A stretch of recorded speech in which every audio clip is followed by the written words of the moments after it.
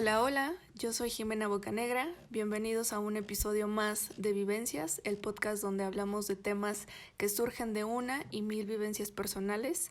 Espero que hoy estén muy listos porque tengo una invitada muy especial, que aparte de todo es un estuche de monerías. Ella es diseñadora gráfica, bailarina, músico y locutora del canal de YouTube Miss Mojo Español. Ella es Jackie Salas y el tema que hoy voy a hablar con ella se trata de la epilepsia, una vivencia de la cual hace 10 años fue diagnosticada cuando ella tenía 16.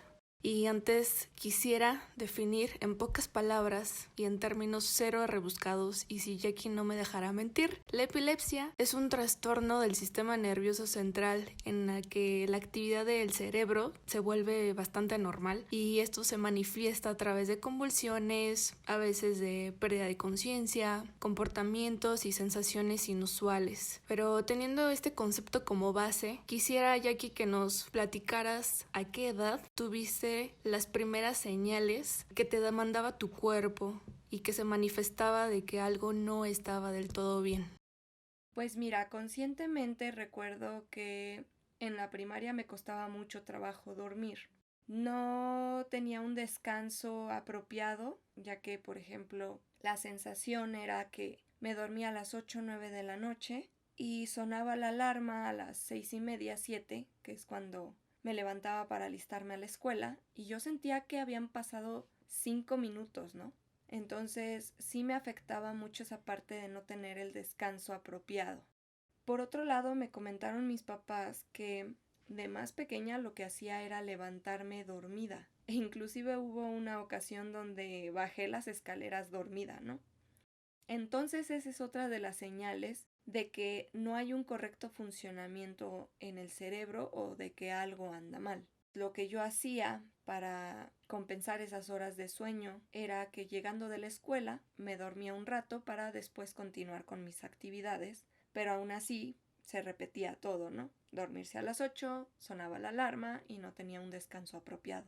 Aparte de la sensación de agotamiento debido a que no tenía un descanso apropiado, venían dolores de cabeza recurrentes. Y ese es otro de los síntomas que no muchas personas relacionan con casos de epilepsia, ¿no?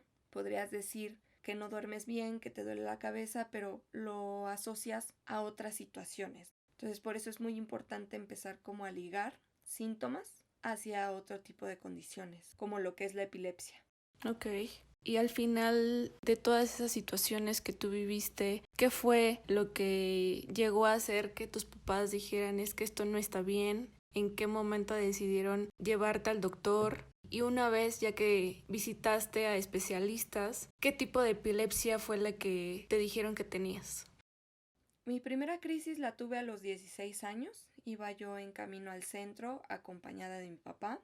Cuando llegamos a la parada donde nos tocaba bajar, recuerdo que le dije a mi papá que me iba a desmayar, y así fue. En el momento en el que reaccioné, mi papá me dijo que había convulsionado, y pues sí, me di cuenta que había perdido el control sobre el esfínter, lo que había ocasionado que me orinara. La persona que sufre el episodio pues pierde total control sobre su cuerpo, ¿no? El sistema literal se desconecta. Rápidamente nos regresamos a mi casa, me bañé y me dispuse a dormir. Recuerdo que dormí todo el día completo.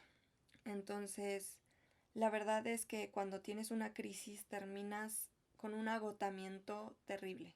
Quedas con poca energía, no tienes ganas más que de dormir. Posteriormente a esto, mis padres comenzaron a buscar ayuda, especialistas de toda índole, para dar con lo que había sucedido, ¿no? La razón del por qué había yo tenido una crisis.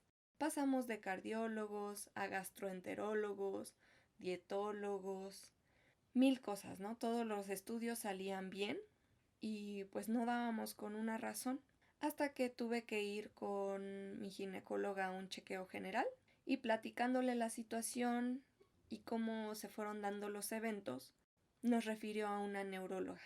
Nos comentó que eso le sonaba más a un problema neurológico.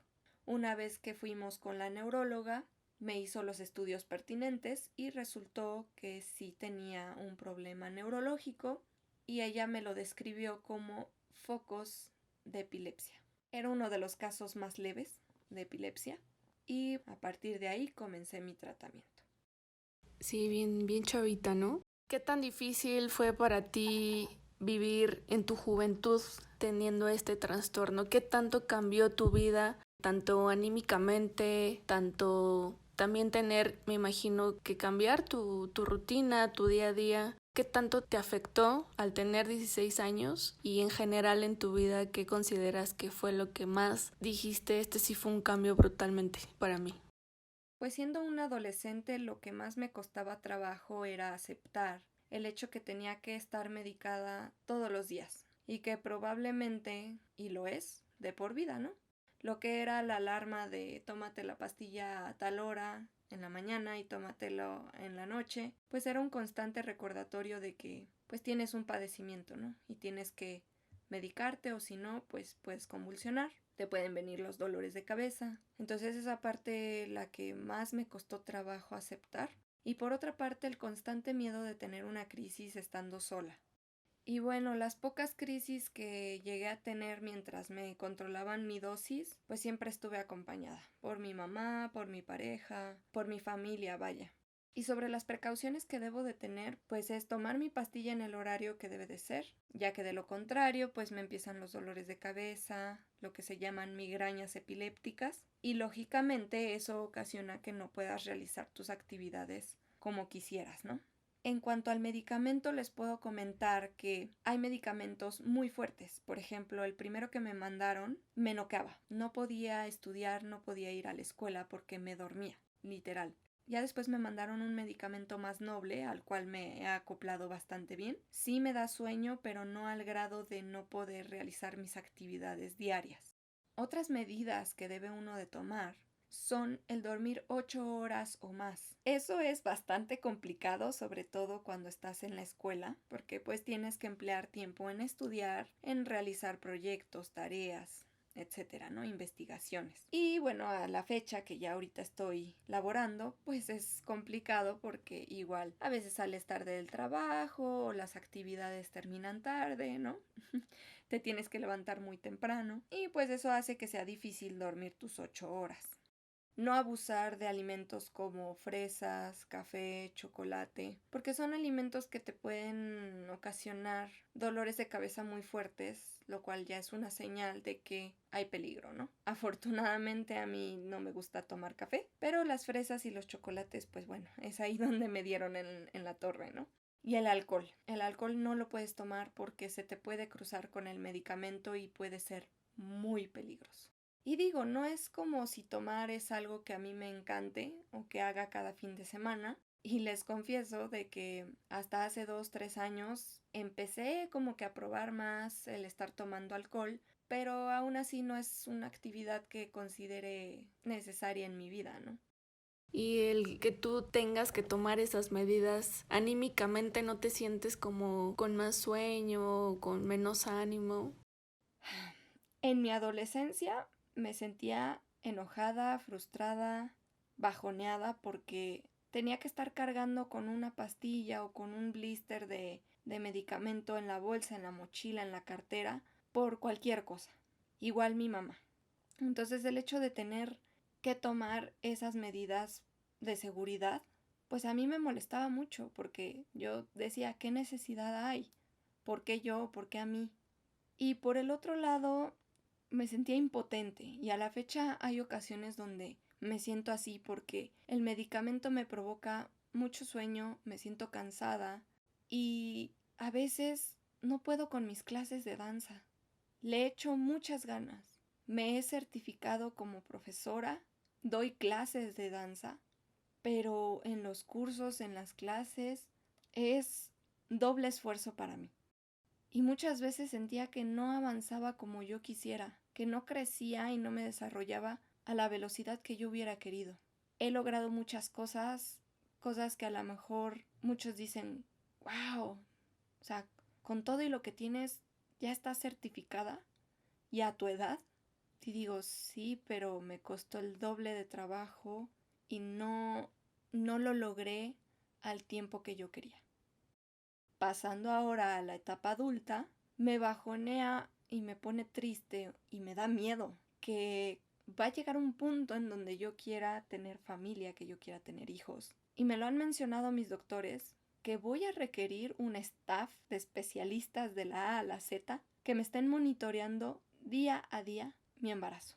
Me aterra que algo pueda salir mal y me preocupa tanto el cómo vaya a surgir todo, tanto el si van a desarrollarse bien los bebés o si no, si heredan lo mío, ¿no? Si heredan mi epilepsia. O sea, son tantas cosas que sí, a veces no puedo sentirme feliz, no puedo sentirme tranquila y sí me llega a afectar. Y me llegó a afectar en su momento.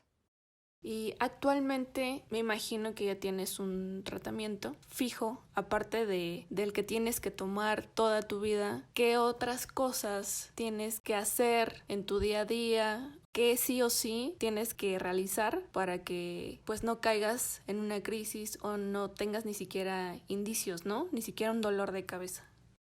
Es importante tratar de cumplir con las horas de sueño, si no, pues tomar siestas en la tarde, aunque no sea lo ideal. Comer bien, no estarse mal pasando, ya que el cuerpo lo resiente y se debilita aún más. Recordemos que con el medicamento nos sentimos más débiles, entonces el mal pasarse no ayuda mucho. Y evitar los factores que ya hablamos anteriormente. Bajar el nivel de estrés. Bajar el nivel de estrés con la ayuda de alguna actividad es muy importante, ya que tener un apoyo para bajar el estrés minimiza el riesgo de tener una crisis. Yo con mis actividades de danza, de música, etc., me ayudo a bajar mi estrés. ¿Qué lugares, situaciones o qué tipo de ambiente es el que tienes que evitar a toda costa para no caer en una crisis? Hay lugares y situaciones que pueden afectar a un epiléptico. En mi caso son cambios de luz, láseres, flasheos, pasar de un cuarto oscuro y de golpe pasar a un cuarto iluminado o al exterior. También el estar en un espacio cerrado con mucha gente y que generemos mucho calor me llega a poner mal. Quiero mencionarles que sé que hay niveles de susceptibilidad. Hay personas con epilepsia que son súper susceptibles a cambios de luz. Con cualquier parpadeo de una lucecita ya les está dando una convulsión. Afortunadamente, como mi caso no es tan grave, soy susceptible sí, pero puedo aguantar estar en esa situación por un tiempo determinado. Por ejemplo, ir a un concierto o ver un concierto, estar expuesta a los flashes o a los láser, ¿no? Ir al cine o a obras de teatro. Simplemente yo soy bailarina. A mí me dan directo a la cara los reflectores, las luces, las temperaturas. Si el metro se detuvo y el vagón está lleno de gente y pasan más de 20 minutos, empiezan mis síntomas. Y si no hago nada al respecto, como moverme a un lugar más seguro o cambiar mi situación, entonces ahí sí ya vienen los problemas. Ok. Y ahora quisiera adentrarme más en cómo es que te sientes después de tener una convulsión. Pues mira, lo primero que se manifiesta en mí es el aumento de la temperatura. Siento mucho calor. Después me viene un olor a fresas, temblores en las manos, seguido de dolor de cabeza. A veces puede llegar a suceder que primero me da un dolor de cabeza. No siempre es igual. Esto, entre más tiempo esté expuesta a la situación de riesgo, puede ocasionar que me desmaye y de ahí convulsionar. Ocurren muchas cosas cuando uno convulsiona. La salivación excesiva, pérdida total del control del cuerpo, como lo que había ya mencionado, el control del esfínter se pierde. Ahora, quisiera comentarles que después de una crisis o de una convulsión, uno recobra el sentido sintiéndose fatal, cansado, agotado, sin energías. El procedimiento después de es obviamente asegurarse que está uno bien, que no haya sufrido una lesión, pero después es irse a dormir, a descansar. Sí, un baño ayuda muchísimo, te relaja, pero la verdad es que ni fuerzas te quedan para poderte bañar.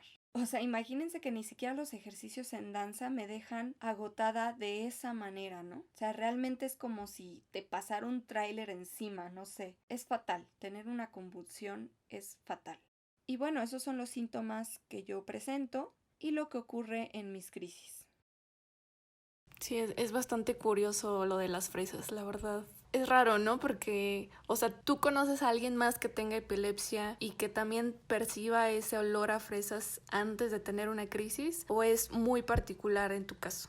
La verdad, yo no conozco a otra persona epiléptica. Yo le conté esto a los doctores y ellos me dijeron que era una señal muy particular. Yo no sé si se dé en otros casos, pero conmigo sí. Y hablando de cómo vives tú una crisis, me gustaría también que nos compartieras consejos para esas personas que no tenemos epilepsia y que tampoco estamos informados sobre el tema, porque hay muchos casos de epilepsia, no todos tienen los mismos síntomas. Sin embargo, creo que hay algo muy particular que es en el momento que convulsionan, y creo que esto pueden tenerlo en el metro, en unas escaleras, y es muy peligroso. No siempre las condiciones van a ser las correctas, porque pues no es como de, ay, me voy a ir al parque y igual y aquí ya, ¿no? Caigo en blandito, no, o sea, es algo súper serio y es algo que no pueden controlar. Sin embargo, las personas que no sabemos cómo actuar, quisiera que sí nos platicaras cuáles son las acciones que tenemos que realizar para que la persona que esté teniendo una convulsión pueda ser ayudada y pues evitar una desgracia. Sí, mira, una vez que ves a la persona en el piso, lo primero que hay que hacer es ponerla de costado para que no se vaya a ahogar con su propia saliva. Recordemos que hay exceso de salivación, entonces eso puede provocar que se ahogue. Sostener la cabeza y tratar de colocar sobre la lengua un objeto blando, como un pañuelo, una tela, tu suéter, una cartera. Esto para evitar que se muerda la lengua y la situación empeore. ¿Y por qué no un objeto rígido, como una cuchara o un lápiz, ¿no? Porque puede provocar que sus dientes se rompan. Así de fuerte es una convulsión. Una vez pasada la crisis, buscar un médico para que se haga cargo, o si no hay, esperar a que la persona recobre el conocimiento y encaminarla poco a poco a saber que le ha ocurrido una crisis. Preguntarle si está bien, si no hubo una lesión y posteriormente llevarla a un centro donde la puedan atender. Si tienes algún conocido con epilepsia, lo importante es saber qué hacer. Si te dice voy a convulsionar, actuar rápidamente.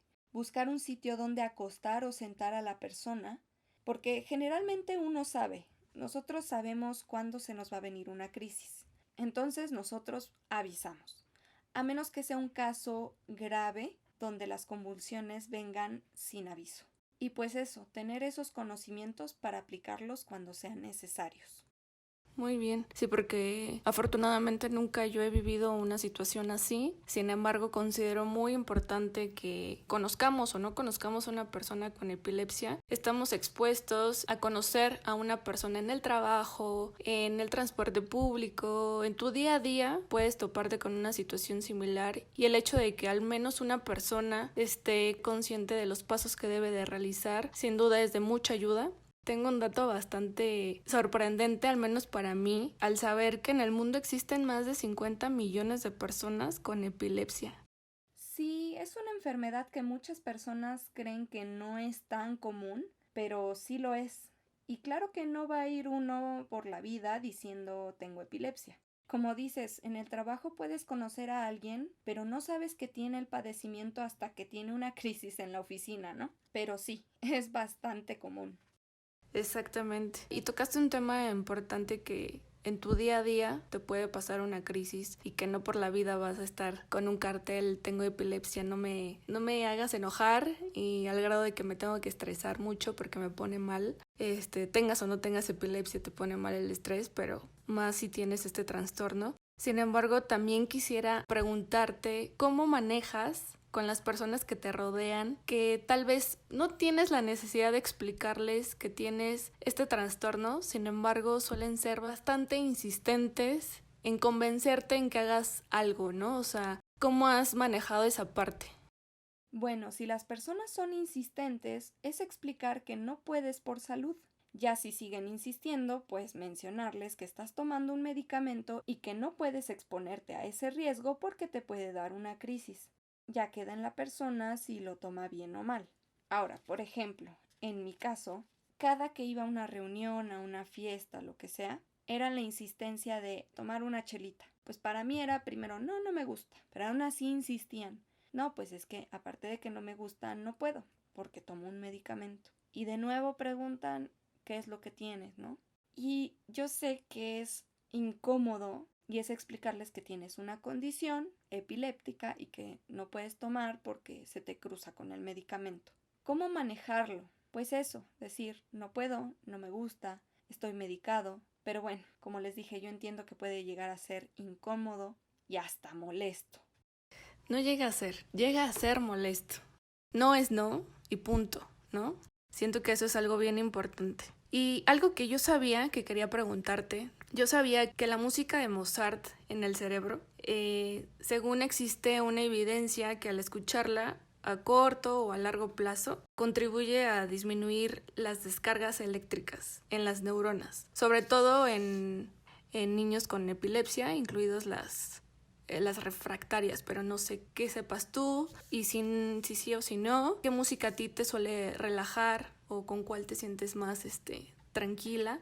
Sobre la música de Mozart no sabría decirte si es verdad o no. No creo que sea tan real, sino yo creo que los doctores me lo hubieran recetado desde que me detectaron la epilepsia, y eso te cuento que ya tiene más de 10 años, para minorizar las descargas en el cerebro como lo mencionas. Ahora, sí escucho música, sobre todo instrumental, de violín o clásicas para relajarme, pero no tanto como un método o un tratamiento, sino más que nada porque me gusta, ¿no? Ok. Y quisiera hacer hincapié y que expresaras de viva voz que tener epilepsia no es un impedimento para tener una vida totalmente normal, ¿no? Obviamente teniendo un tratamiento adecuado, obviamente llevando al pie de la letra las indicaciones tanto de alimentación como de tu entorno, como de medicamento, puedes tú tener una vida totalmente normal. Sí puedes tener una vida totalmente normal, pero hay que ser conscientes de qué es normal. Como ya escuchamos, tenemos ciertos protocolos para estar saludables: el no tomar alcohol, ciertos alimentos, dormir bien, etc.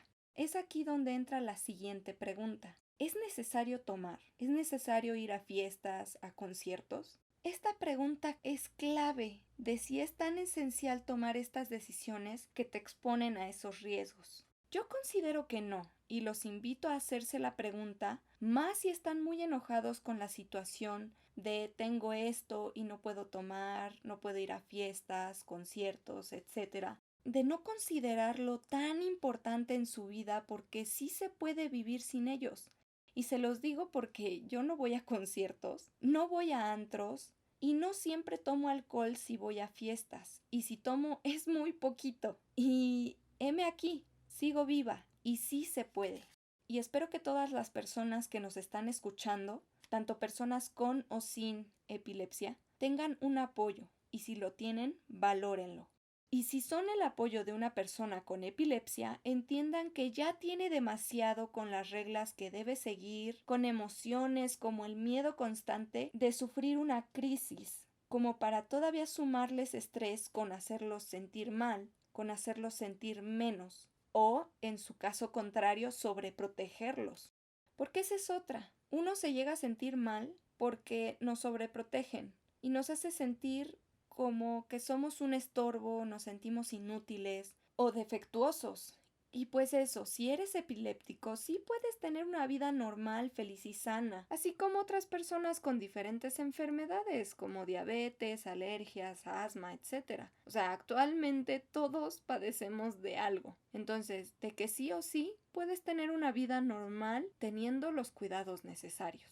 Ahora, si no tienes un tratamiento y con lo que acabas de escuchar se te prendió un foquito de espera, a mí me están pasando estas cosas, ve a un doctor, ve a un neurólogo, no está de más. Y si no tienes epilepsia, al menos ya estás encaminándote a ver qué es lo que te pasa. Es correcto. Siento que tenemos que tener bien claro que si tú no te cuidas, nadie lo va a hacer por ti, y que si tú no antepones tu salud nadie lo va a hacer como tú, en verdad. También llega a ser un filtro tener este tipo de enfermedades, porque muchas personas llegan a tu vida y muchas de ellas se van de la misma forma en la que llegaron, porque no toleran que les digas que no toleran tu estilo de vida. Y es mejor que ya no estén en tu vida, porque simplemente llegaron y se fueron así, de paso, porque no tenían que estar contigo. Simplemente porque ni siquiera se merecían que les dieras una explicación, y creo que en la medida en que uno lo entienda, el resto lo hace mucho más fácil, ¿no? La vida la ves con mayor amplitud, con una mejor cara, ves hasta cosas que antes normalmente no hacías, y el descubrimiento se vuelve todavía mucho más abierto, ¿no? Entonces, precisamente para las personas que no tenemos este trastorno y sin embargo quisieran escuchar de viva voz qué podrían hacer ellos si conocen a alguien que lo tenga, o simplemente qué hacer cuando conozcan a alguien que la tenga y que abiertamente lo diga, pero no tiene como tanta relación con esa persona, ¿de qué forma uno puede ayudarles? Eso es lo que me gustaría preguntarte. Ser conscientes y tolerantes. Una parte es la insistencia, que ya hablamos de eso anteriormente. Ya me ha pasado que en cada lugar donde trabajo, pues me ven que estoy bostece y bostece, o que me quedo dormida, y pues no lo hago adrede, es el medicamento. Entonces, si ven a un epiléptico que tiende a estar cansado, a dormirse, o que le dan dolores de cabeza constantemente y ni modo tiene que faltar al trabajo para recuperarse, pues comprender esa situación, porque no es que uno no quiera trabajar o que quiera faltar al trabajo, sino que son cosas que pasan y que uno no tiene control sobre esto. Y pues repito, tolerancia, porque no se lo desea a nadie, pero no es hasta que se vive en carne propia que uno comprende y sabe lo que se siente. Finalmente, aunque no lo tengas, te invito a que ahora seas más comprensivo, más amable, más tolerante con los que padecen esta enfermedad y con los que padezcan cualquier enfermedad.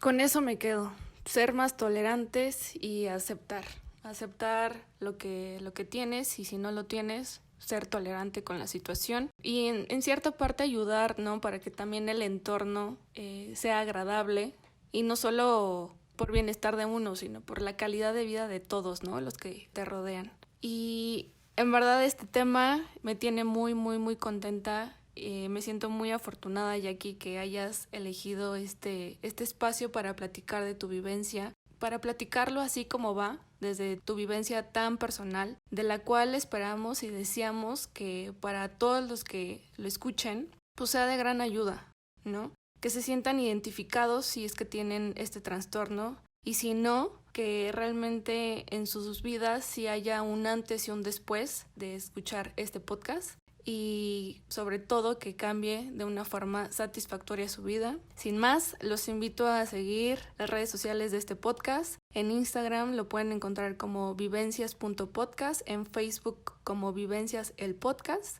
Me encantó este capítulo. Jackie, ¿quieres despedirte? No, muchas gracias a ti por la invitación y muchas gracias a todos los que están escuchando. Y bueno, a ser más humanos.